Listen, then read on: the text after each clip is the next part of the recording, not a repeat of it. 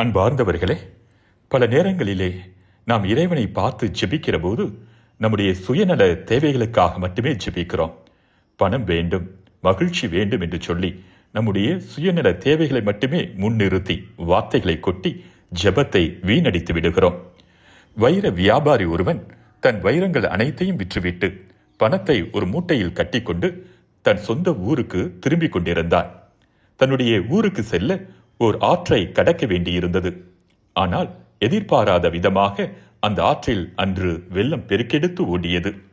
வெள்ளத்தை பொருட்படுத்தாத அந்த வைர வியாபாரி நீரில் இறங்கி எப்படியாவது ஆற்றை கடந்து சென்று விடலாம் என்று எண்ணி அந்த ஆற்றில் இறங்கினான்.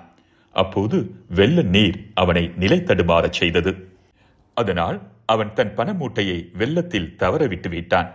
உடனடியாக, ஐயோ, என் பண மூட்டையை வெள்ளம் அடித்து செல்கிறதே, யாரேனும் காப்பாற்றுங்கள் என்று கதறினான்.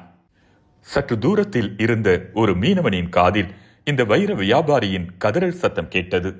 உடனடியாக அவன் ஆற்றில் குதித்து கடுமையாக போராடி அந்த பண மூட்டையை எப்படியோ மீட்டு எடுத்துக்கொண்டு கரையை அடைந்தான். அந்த பண மூட்டையை காப்பாற்ற சொல்லி யாரோ கதறிக் கொண்டிருந்தீர்களே, நீங்கள் எங்கு இருக்கிறீர்கள்?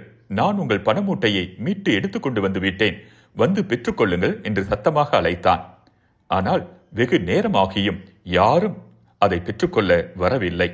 அப்பொழுதுதான் அவனுக்கு புரிந்தது, அந்த பண மூட்டைக்கு சொந்தக்காரர் ஆற்று வெள்ளத்தில் அடித்து செல்லப்பட்டார் என்று. ஐயோ பாவம்! அந்த பணக்காரர் இந்த பண மூட்டைக்கு பதிலாக தன்னை காப்பாற்றுங்கள் என்று குரல் கொடுத்திருந்தார். இந்த பண மூட்டையை விட்டுவிட்டு நான் அவரை காப்பாற்றியிருப்பேனே, ஆனால் அவர் இப்படி செய்து விட்டாரே என்று அவன் வருந்தினான். அன்பார்ந்தவர்களே, இப்படித்தான் நாமும் நம் தேவைகளை சில நேரங்களில் இறைவனை பார்த்து சரியாக வேண்டாமல் வெறும் பணத்தையும் சுகத்தையும் மட்டுமே எதிர்பார்த்து வேண்டுகிறோம்.